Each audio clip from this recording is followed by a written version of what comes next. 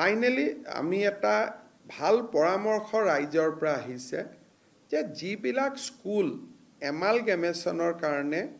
বন্ধ হৈ গৈছে বৰ্তমান পৰিত্যক্ত অৱস্থাত আছে তাত একোটা গ্ৰাম্য পুথিভঁৰাল স্থাপন কৰিব পাৰি নেকি ডিজিটেল আৰু ট্ৰেডিশনেল এই বিষয়েও আমি অলপ ই পৰামৰ্শ হিচাপে আহিছিলে আমি সিদ্ধান্ত লোৱা নাই কিন্তু এই বিষয়টো আমি অলপ চিন্তা কৰিব খুজিছো যেনেকৈ হাই স্কুল এখন আছিল এতিয়া এমালগেমেট হৈ গ'ল প্ৰপাৰ্টিটো এনেই পৰি আছে তাত আমি এটা ডিজিটেল লাইব্ৰেৰী আৰু ট্ৰেডিশনেল লাইব্ৰেৰী পঢ়া আৰু ইয়াৰ দুইটা অভ্যাস আৰম্ভ হ'ব এই বিষয়েও আমি অলপ জিলা আয়ুক্তৰ সন্মিলনত পৰামৰ্শ আহিছিলে আমি এই বিষয়েও চিন্তা চৰ্চা কৰিম আজি ৰাতিপুৱা অসমৰ চিকিৎসা মহাবিদ্যালয়সমূহৰ অধ্যক্ষ আৰু যি জিলাসমূহত চিকিৎসা মহাবিদ্যালয় আছে তেনেকুৱা জিলাসমূহৰ আয়ুক্তসকলৰ লগতো চিকিৎসা মহাবিদ্যালয়বিলাক যাতে খুব সুকলমে চলিব পাৰে তাৰ বাবেও এখন গুৰুত্বপূৰ্ণ বৈঠক অনুষ্ঠিত হয় আৰু মই কেবিনেটত আজি গ্ৰহণ কৰা কেইটামান সিদ্ধান্তৰ বিষয়ে আপোনালোকক খৰতকীয়াকৈ কৈ যাম আৰু তাৰ পিছত জিলা আয়ুক্তৰ সন্মিলনীত হোৱা কেইটামান সিদ্ধান্তৰ বিষয়ে আপোনালোকক অৱগত কৰিম কেবিনেটে আজি স্কিল ইউনিভাৰ্চিটিৰ উপাচাৰ্যৰ যেটো ৰিটায়াৰমেন্ট তাক 2 বছৰলৈ বৃদ্ধি কৰাৰ বাবেও সিদ্ধান্ত গ্ৰহণ কৰে আৰু তাৰ কাৰণে আসাম স্কিল ইউনিভাৰ্চিটি বিধেয়কখন এইবাৰ সদনত উত্থাপন কৰাৰ বাবেও সিদ্ধান্ত গ্ৰহণ কৰে কেবিনেটত এটা সিদ্ধান্ত হয় যে আমাৰ বহুত মাইগ্ৰেন্ট লেবাৰ আৰু আনঅৰ্গেনাইজ সেক্টৰৰ লেবাৰ শ্ৰম পৰ্টেলত তেওঁলোকে ৰেজিষ্টাৰ কৰিছিল 2021 চনৰ পৰা 2023 চনৰ ভিতৰত শ্ৰম পৰ্টেলত ৰেজিষ্টাৰ কৰা শ্ৰমিকৰ সংখ্যা আছিল 12 লাখ এই 12 লাখ শ্ৰমিকৰ 6 লাখে ৰেশন কাৰ্ড পাইছিলে বাকি 6 লাখে ৰেশন কাৰ্ড পোৱা নাই আজি আমি কেবিনেটত আলোচনা কৰি এই ব্যক্তিসকল যদি সঁচাকৈ আনঅৰ্গেনাইজ লেবাৰ হয় আৰু সঁচাকৈ যদি তেওঁলোকে 2023 চনৰ এপ্ৰিলৰ আগতে বহুতে দুই এদিনত নতুনকৈ পঞ্জীয়ন কৰিছে হেতু নহয় 2023 চনৰ এপ্ৰিলৰ আগত যদি পঞ্জীয়ন কৰিছিলে আৰু তেওঁলোক যদি ৰেশন কাৰ্ড পোৱাৰ যোগ্যতা আদাৰৱাইজ যোগ্যতা আছে তেনেকুৱা 6 লাখ পৰিয়ালক আমি নতুনকৈ ৰেশন কাৰ্ড দিবৰ বাবে আজি কেবিনেটে এটা সিদ্ধান্ত গ্ৰহণ কৰিছে আৰু মই ভাবো যে যিসকলে 23 চনৰ এপ্ৰিলৰ আগতে শ্ৰম পৰ্টেলত নিজক পঞ্জীয়ন কৰিছিলে তেওঁলোকে ৰেশন কাৰ্ডৰ বাবে আবেদন কৰিব পাৰে কিন্তু নতুনকৈ শ্ৰম পৰ্টেলত পঞ্জীয়ন কৰি ৰেশন কাৰ্ডৰ বাবে আবেদন কৰিব নোৱাৰিব এইখিনি আমাৰ কেবিনেটত লোৱা সিদ্ধান্ত এতিয়া আমি জিলা আয়ুক্তসকলৰ সভাত গ্ৰহণ কৰা কেইটামান সিদ্ধান্তৰ বিষয়ে আপোনালোকক অৱগত কৰিব খুজিছো এটা হল মুখ্যমন্ত্ৰীৰ আত্মনিৰ্ভৰশীল অসম অভিযান এই স্কিমটোত আমি 2 লাখ টকা কৰি এজন নিবনুৱা যুৱক যুৱতী নিজৰ উদ্যোগ স্থাপন কৰাৰ বাবে আমি সহায় কৰিম এনেকুৱা এটা আঁচনি আছিল 1 লাখ ঘূৰাই দিব 1 লাখ ঘূৰাই দিব নালাগে তাৰে যেটো প্ৰথম পৰ্যায়ৰ ইন্টাৰভিউ আছিল সেই ইন্টাৰভিউটো সমাপ্তি হল এতিয়া 1:2 অৰ্থাৎ প্ৰথম বছৰ আমি 30,000 লোকক যুৱক যুৱতীকে সহায়টো কৰিম আৰু তাৰ পিছত আমি আৰু 70,000 ল'ৰা ছোৱালীক কৰিম দ্বিতীয় পৰ্যায় প্ৰথম পৰ্যায়ৰ যেটো 30,000 ল'ৰা ছোৱালীক আমি সহায় কৰিম তেওঁলোকৰ জিলা পৰ্যায়ৰ ইন্টাৰভিউ 16 আগষ্টৰ পৰা আমি আৰম্ভ কৰিম আৰু 5 ছেপ্টেম্বৰত আমি এই ইণ্টাৰভিউটো সমাপন কৰিম আৰু 30 ছেপ্টেম্বৰত আমি 30,000 যুৱকক 2 লাখ টকাৰ যিটো আঁচনি সেই আঁচনিৰ অংশসমূহ আমি বিতৰণ কৰিম আৰু জিলা উপায়ুক্তসকলৰ লগত এই বিষয়ে আমি ডিটেইল আলোচনা কৰিলোঁ যাতে কোনো ক্ষেত্ৰতে ক'তো খেলিমেলি নহয়। দ্বিতীয়তে আপোনালোকে জানে যে অসমৰ স্বচ্ছ নিযুক্তি এটা ভাৰতবৰ্ষ পৰ্যায়তো চৰ্চিত হৈছে। অহা যি আমাৰ পৰীক্ষা হ'ব তৃতীয় আৰু চতুৰ্থ শ্ৰেণী এটা পৰীক্ষাত 11 লাখ পৰ্যন্ত প্ৰাৰ্থী হৈছে। গতিকে জিলা উপায়ুক্তৰ সন্মিলনীত আমি আলোচনা কৰিলোঁ যে কেনেকৈ আমি অতি সুন্দৰভাৱে এইবাৰো স্বচ্ছতাৰে সৈতে এই পৰীক্ষাটো সম্পূৰ্ণ কৰিব পাৰোঁ। তৃতীয়তে আৰু এটা বিষয় আলোচনালৈকে আহিছিলে যে মুখ্যমন্ত্ৰী নিযুত মইনা আঁচনি। এই নিযুত মইনা আঁচনিখন অহা 7 বা 8 আগষ্টৰ পৰা আমি প্ৰপত্ৰ বিতৰণৰ কাম আৰম্ভ কৰিম। তাৰ আগতে এই আঁচনিখনৰ ওপৰত এখন আমাৰ সাংবাদিক মেলো হ'ব, আমি আনুষ্ঠানিকভাৱে উদ্বোধন কৰিম। আৰু এই আঁচনিখনত যিহেতু 3 লাখ ছোৱালীয়ে বা আমাৰ কন্যা সন্তানে এই আঁচনিৰ সুবিধা ল'বলৈ সুযোগ পাব, যাতে নিৰ্বাচনৰ প্ৰক্ৰিয়া প্ৰপত্ৰৰ প্ৰক্ৰিয়া সুন্দৰভাৱে হৈ যায়,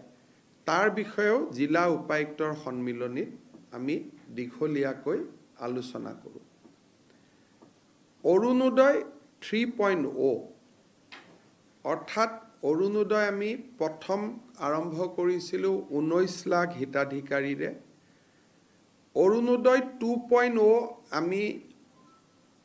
সামৰি লৈছিলোঁ 27 লাখ হিতাধিকাৰী। এতিয়া অৰুণোদয় 3ত আমি সিদ্ধান্ত লৈছোঁ যে আৰু আমি প্ৰায় আপোনালোকে হিচাপ কৰিব লাগিব যে মই ফটক কৰি পূৰণ কৰি দিছোঁ, আমি আৰু 20 লাখ হিতাধিকাৰী এই আঁচনিৰ আমি অধীনলৈ আনিব খুজিছোঁ। যদি 20 লাখ হিতাধিকাৰীক এই আঁচনিৰ অধীনলৈ আনো,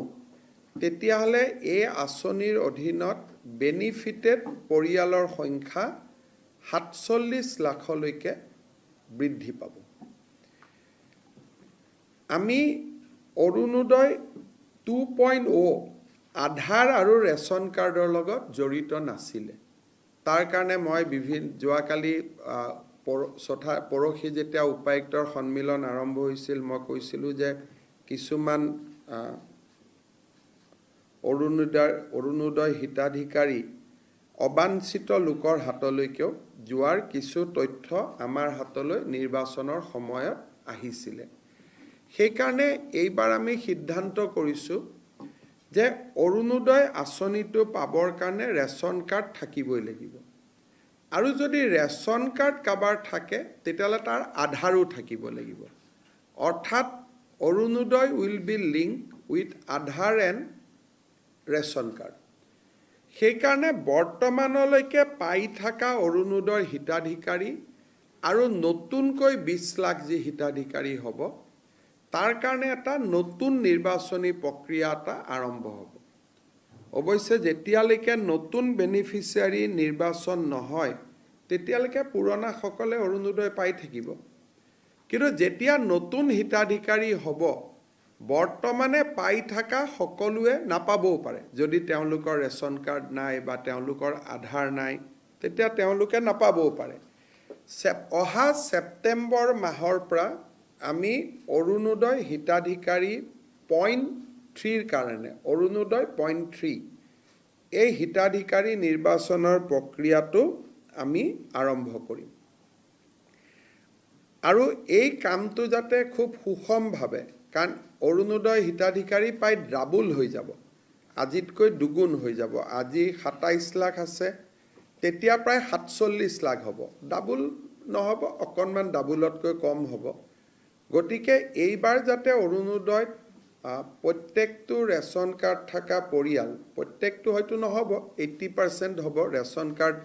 প্ৰায় 55 লাখৰ আছে আমাৰ অৰুণোদয় 47 লাখ কিন্তু যেহেতু অৰুণোদয়ত ক্ৰাইটেৰিয়া আছে 4খন গাড়ী থাকিলে নাপায় মন্ত্ৰী এমএলএৰ পৰিয়ালে নাপায়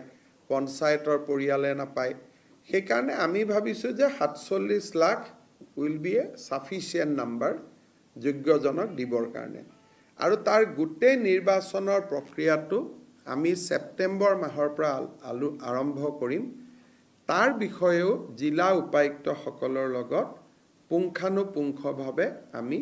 আলোচনা কৰিম এইবাৰ আমি প্ৰথম সৰকাৰ আৰম্ভ হোৱাৰ পিছত আমি চাউল বা ধান কিনা আৰম্ভ কৰিছিলো এইবাৰ সৰকাৰে ধান কিনা আৰু ধানৰ মিলসমূহে ধান কিনা এই গোটেই যদি দুইটা অংক মিলাই দিও এইবাৰ অসমত যথেষ্ট ধান সংগ্ৰহ হৈছে আৰু সৰকাৰে প্ৰায় 3,60,000 মেট্ৰিক টন আমি ধান কিনিছো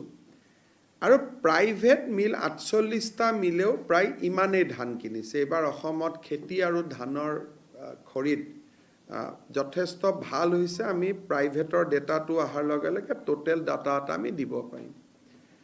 যোৱা বছৰ আমি খৰিয় কিনিছিলো 3,000 মেট্ৰিক টন হলে 3,000 মেট্ৰিক টন মই মেট্ৰিক টন হবনে অলপমান সংখ্যাটো হলে এমটি হয় 3,000 এমটি এইবাৰ আমি 11,000 মেট্ৰিক টন আমি খৰিয় কিনিব পাৰিছিলো তাৰ মানে এটা বছৰৰ ব্যৱধানতে 8,000 মেট্ৰিক টন 300 টাইমছ আমাৰ খৰিয় কিনাটো বাঢ়িছে অহা বছৰ আমি ইয়াক 30,000 লৈকে লৈ যাব খুজিছো 30,000 মেট্ৰিক টন এইবাৰ 11,000 11,000 আমি কিনিলো প্ৰথম বছৰত 3,000 পিছৰ বছৰত 11,000 আৰু অহা বছৰ আমি 30,000 মেট্ৰিক টনলৈকে আমি যাব খুজিছো লগত আমি আৰু এটা নতুন এটা আইটেম আমি কিনিব খুজিছো এটো হৈছে মেজ আপোনালোকে জানে যে অসমত মেজৰ প্ৰডাকশন বহুত বাঢ়ি গৈছে আৰু অসমৰ প্ৰকিউৰমেন্টত ধান আছিলে খৰিয় আছিলে এইবাৰ আমি মেজটো ইনক্লুড কৰিব খুজিছো আৰু তাৰ কাৰণে আমি আৰু এটা নতুন সিদ্ধান্ত লৈছো যে কৃষকসকলে ধানটো যিসকলে নিজে কেন্দ্ৰত আহি দিব খৰিয় নিজৰ কেন্দ্ৰত আহি দিব কিন্তু এইবাৰ আমি গাঁৱত নিজে গৈ কিনাৰ কাৰণে এটা নতুন ব্যৱস্থা আৰম্ভ কৰিব খুজিছো কাৰণ কেতিয়াবা এজন কৃষকে পিপিসিত ধানটো লৈ আহিলে তেওঁলোকে কিবা কাৰণত পিপিসিটো বন্ধ থাকিলে ধানটো ঘূৰাই লৈ যাব লাগিলে গতিকে যি কৃষকে আমাক যেটো টোল ফ্ৰী নাম্বাৰ থাকিব টোল ফ্ৰী নাম্বাৰত যেতিয়া ফোন কৰি দিব যে মোৰ গাঁৱত ধান আছে মোৰ গাঁৱত খৰিয় আছে আমি গাঁৱত গৈ নিজে আমি ধান আৰু খৰিয়টো বা মেজটো আমি সংগ্ৰহ কৰি লৈ অহাৰ বাবে চেষ্টা কৰিম আগে পিছে আমি ডিসেম্বৰৰ পৰা ধান কিনো খৰিয় আমি মাৰ্চৰ পৰা কিনো এইবাৰ আমি ফেব্ৰুৱাৰীৰ পৰা খৰিয় আৰু ধান আমি নৱেম্বৰৰ পৰা কিনিব খুজিছো যাতে আমি আগতীয়াকৈ কৃষকসকলে গম পাই যে আমি ইমান দাম পামেই তেতিয়া তেওঁলোকেও খেতি কৰি ভাল পায় এবাৰ আমি আগতীয়াকৈ ধান কিনাৰ ব্যৱস্থা কৰিব খুজিছো তাৰ বিষয়েও আমাৰ জিলা উপায়ুক্ত সকলৰ লগত দীঘলীয়াকৈ আয়ুক্ত সকলৰ লগত আমি কথা পাতো আমাৰ কেইবাটাও সৰকাৰি আঁচনি চলি আছে এবাৰ আমি খেল মহাৰণ আকৌ পাতিম সাংস্কৃতিক আমাৰ মহা সংগ্ৰাম এই বছৰ আমি নাপাতো তাৰ পিছৰ বছৰ পাতিম আমি আমাৰ অমৃত বৃক্ষ আন্দোলন অহা কালিৰ পৰা আৰম্ভ হ'ব 15 আগষ্ট বুলি আমি ঠিক কৰিছিলো এতিয়া আমি 20 আগষ্ট কৰিছো যে 20 আগষ্টলৈকে আমি 3 কোটি আমি গছপুলি ৰুম জিলা আয়ুক্ত সকলে কলে যে 14 15 12 তাৰিখ তেওঁলোক ব্যস্ত হৈ থাকিব লাগে 15 আগষ্টৰ কাৰণে আমি সময়টো 20 আগষ্টলৈকে বঢ়াই দিলো আমি 3 কোটি গছপুলি ৰুৱাৰ যেটো কাম সেইটো আমি আয়ুক্তসকলৰ লগত পৰ্যালোচনা কৰিলোঁ। যোৱাবাৰ আমি অসমত 12,000 শিল্পীৰে সৈতে আমি বিহু সৰুসজাই ষ্টেডিয়ামত আমি আয়োজন কৰিছিলোঁ। এইবাৰ আমি অসমৰ 800খন চাহ বাগিচাৰ পৰা কম বেছি পৰিমাণে ক'ৰবাত 100 হ'ব, ক'ৰবাত 80 হ'ব, ক'ৰবাত 120 হ'ব, আমি 8,000 নাচনীৰে গুৱাহাটীৰ সৰুসজাইত আমি এটা ঝুমুৰৰ প্ৰদৰ্শন কৰিব খুজিছোঁ। ভাৰত চৰকাৰৰ চলি থকা বিভিন্ন আঁচনি, প্ৰধানমন্ত্ৰী আৱাস যোজনা, জল জীৱন মিছন, এই গোটেইবিলাকৰ চেণ্ট্ৰেল গভৰ্ণমেণ্ট আৰু ষ্টেট গভৰ্ণমেণ্টৰ আঁচনিসমূহৰ বিষয়েও জিলা আয়ুক্ত সন্মিলনসমূহত খুব ভাল কৰি এটা আলোচনা হয়। আধাৰ কিমানক দিব আছে, আমি কিমানক আধাৰ দিলোঁ, সেইবিলাক আলোচনা হয়। এটা সৰু অথচ মানুহে খুব মানুহৰ কাৰণে প্ৰয়োজনীয় এটা আঁচনি হ'ব। মেডিকেল কলেজবিলাকত আৰু লাহেকৈ পিছত আমি জিলা হস্পিটেলবিলাকতো আগুৱাই লৈ গৈ থাকিম। এটা আমি নতুন সৰু কাম এটা কৰিব খুজিছোঁ যে এতিয়া বাচ্চা জন্ম হ'লেই আধাৰ আৰু বাৰ্থ চাৰ্টিফিকেটখন মেডিকেল কলেজতে পাই যাব। আধাৰ চেণ্টাৰ এটা আমি প্ৰত্যেক মেডিকেল কলেজত স্থাপন কৰিম। পিছত আমি জিলা হস্পিটেল, আন চৰকাৰী হস্পিটেলতে কৰিম, যাতে জন্ম হ'লে লগে লগে আধাৰখন লৈ ল'ব পাৰে। যেতিয়া এটা বাচ্চা মেডিকেলত জন্ম হ'ব, ঘৰত ঘূৰি যোৱাৰ সময়ত আধাৰখনো লগত লৈ যাব, বাৰ্থ চাৰ্টিফিকেটখনো লৈ যাব আৰু মেডিকেল কাগজখিনিও লৈ যাব। তেতিয়া আমাৰ আধাৰৰ কাৰণে পিছত আৰু বাচ্চাটো ডাঙৰ হৈ ক'ৰবাত লাইন পাতি থাকিব নালাগে। জন্মৰ সময়তে বয়স 3 দিন আধাৰ লগে লগে হৈ গ'ল, বয়স 2 দিন আধাৰ লগে লগে হৈ গ'ল। এই পাইলট প্ৰজেক্টটো আমি বৰ্তমান 13খন মেডিকেল কলেজত আৰম্ভ কৰিব খুজিছোঁ। যদি আমি ইয়াত সফল হওঁ, তেতিয়াহ'লে আমি লাহে লাহে বাকী হস্পিটেলসমূহতো আমি এক্সপাণ্ড কৰিম, আমি বঢ়াই বঢ়াই লৈ গৈ থাকিম। জিলা আয়ুক্তৰ সন্মিলনীত এটা বিশেষ কথা আমি চৰ্চা কৰিছিলোঁ যে প্ৰশাসনটোক ৰাইজৰ ওচৰলৈ লৈ যোৱাৰ বাবে,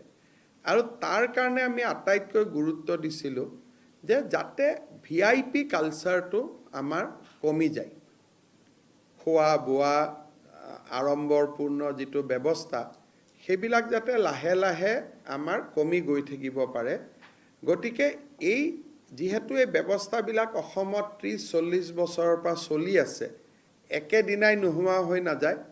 লাহে লাহে যাতে এটা গ্ৰেজুৱেল প্ৰচেছত ইয়াক আমি নোহোৱা কৰিব পাৰোঁ। অহা 2 অক্টোবৰৰ পৰা অসমত আমি আগতে উপজিলা নাম দিছিলোঁ, এতিয়া আমি বহুতখিনি আলোচনা কৰি আমি নামটো দিলোঁ সমজিলা, কাৰণ ই জিলাৰ সমানেই হ'ব। সেইকাৰণে আমি যিটো প্ৰথম আমি উপজিলা বুলি নামাকৰণ কৰিছিলোঁ, এতিয়া মহকুমা তথা সমজিলা, মানে ইকুইভেলেণ্ট টু ডিষ্ট্ৰিক্ট। আমি এই যিটো নতুন প্ৰশাসনীয় গোট, ইয়াক আমি 2 অক্টোবৰৰ পৰা আৰম্ভ কৰিম। প্ৰথমতে ৰেণ্টেড বা আন একমডেশ্যনত আৰম্ভ হ'ব, আৰু তাৰ পিছত আমি ইয়াক এটা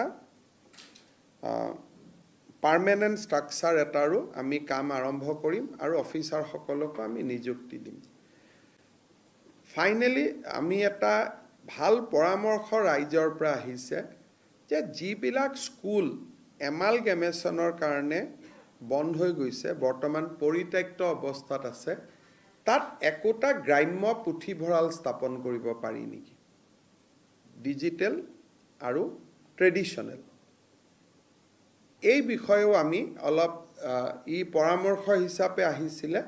আমি সিদ্ধান্ত লোৱা নাই, কিন্তু এই বিষয়টো আমি অলপ চিন্তা কৰিব খুজিছোঁ। যেনেকৈ হাইস্কুল এখন আছিলে, এতিয়া এমালগেমেট হৈ গ'ল, প্ৰপাৰ্টিটো এনেই পৰি আছে, তাত আমি এটা ডিজিটেল লাইব্ৰেৰী আৰু ট্ৰেডিশ্যনেল লাইব্ৰেৰী, পঢ়া আৰু ইয়াৰ 2টা অভ্যাস আৰম্ভ হ'ব। এই বিষয়েও আমি অলপ জিলা আয়ুক্তৰ সন্মিলনত পৰামৰ্শ আহিছিলে, আমি এই বিষয়েও চিন্তা চৰ্চা কৰিম।